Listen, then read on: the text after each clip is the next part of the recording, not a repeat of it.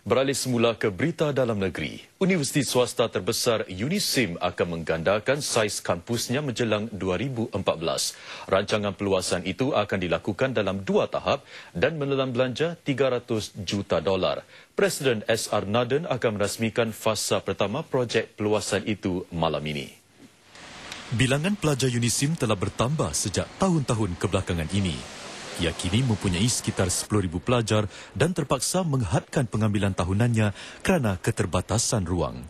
Presiden UNISIM berkata universiti ini merancang untuk menarik 14,000 pelajar menjelang 2020. Oleh itu, kampusnya di Clementi akan diperluas untuk menambah saiznya dengan lagi 56,000 meter persegi. Fasa pertama projek perluasan itu dijangka siap dalam masa 2 tahun. Ia akan menempatkan lagi 27 dewan kuliah, 32 bilik seminar dan 4 makmal komputer.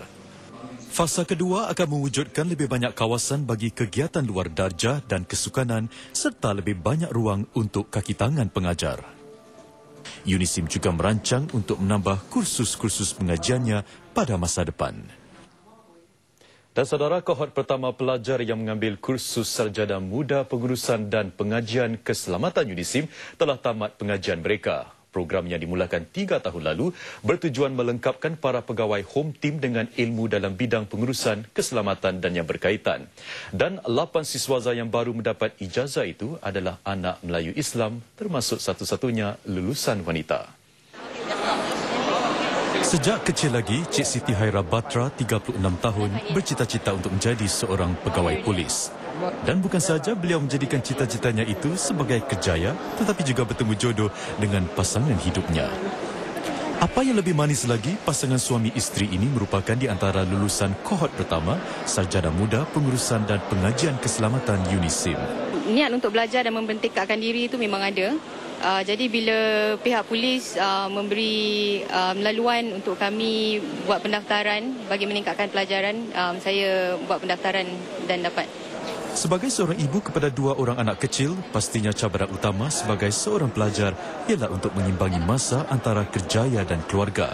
Tambahan lagi, tuntutan sebagai seorang jurulatih dan inspektor balai kanan di Ibu Pejabat Polis Daerah Jurong memang cukup mencabar. Pihak polis memang menggalakkan dan memberi sokongan apabila kita hendak ambil cuti untuk pelajaran. Bagi pihak keluarga pula, saya bersyukur kerana mempunyai ibu bapa yang memberi sokongan kepada saya. Selain modul-modul yang berkaitan dengan isu-isu keselamatan, kursus tersebut juga meliputi aspek-aspek pengurusan, perhubungan dan sosiologi. Salah satu modul yang saya amat minat sekali adalah UBI lah. Maknanya dia menerangkan bagaimana kita mengurus orang-orang yang bekerja dengan kita. Dari situ saya pelajari cara-cara yang tertentu lah.